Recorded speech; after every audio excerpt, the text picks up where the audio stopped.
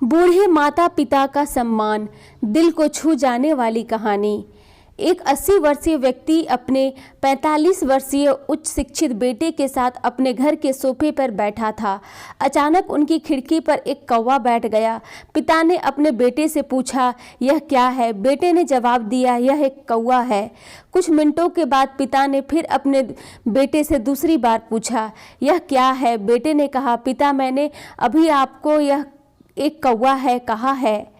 थोड़ी देर बाद बूढ़े पिता फिर से अपने बेटे से तीसरी बार पूछा, यह क्या है?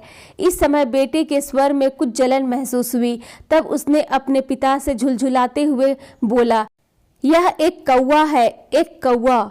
थोड़ी देर बाद पिता ने फिर से अपने बेटे से चौथी बार पूछा, यह क्या है? इस बार बेटा अपने पिता पर चिल्लाया, आप मुझसे बार बार एक ही सवाल क्यों पूछते रहते हैं? हालांकि मैंने आपको कई बार बता चुका हूं कि यह एक कौवा है।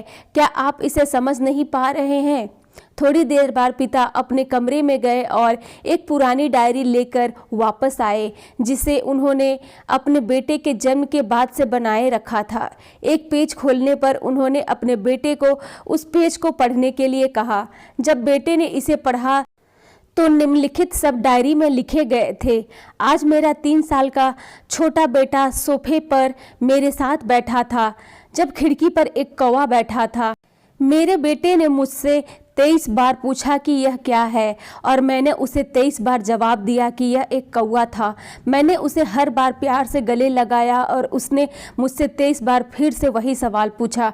मुझे इस बात से बिल्कुल भी चिढ़ नहीं हुई कि मैंने अपने मासूम बच्चे के लिए प्यार महसूस किया है, जबकि छोटे बच्चे ने उससे 23 बार पूछा, यह क्या है? पिता को 23 बार पूछे सवाल का जवाब देने में कोई जलन महसूस नहीं हुई। और आज एक पिता ने अपने बेटे से सिर्फ 4 बार यही सवाल पूछा तो बेटे को चिढ़ और गुस्सा महसूस हुआ। इसे पढ़कर उस बेटे को अपने किए गए व्यवहार का पता चल गया था, जिसके चलते वह अपने मन ही मन बहुत ही शर्मिंदा हो रहा था। शायद उसे अब किए गए अपने बूढ़े पिता के प्रति व्यवहार पता चल गया था। इसलिए यदि आपके माता पिता जब बुढ़ापे में होते हैं, उन्हें ना तो पीछे छोड़े और ना ही एक बोझ के रूप में देखें, बल्कि उनके साथ एक दयालु शब्द बोले, शांत, आज्ञाकारी, विनम्र और उनके प्रति दयालु बने। अपने माता पिता के प्रति विचारशील रहे। आज इस बात को कहे, मैं अपने माता पिता को हमेशा खुश देखना चाहता हूँ।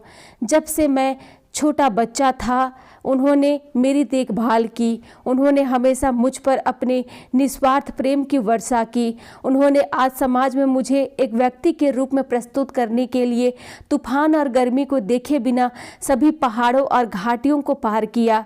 भगवान से प्रार्थना करें, मैं अपने बूढ़े माता पिता की सर्वोत्तम तरीके से सेवा करूंगा।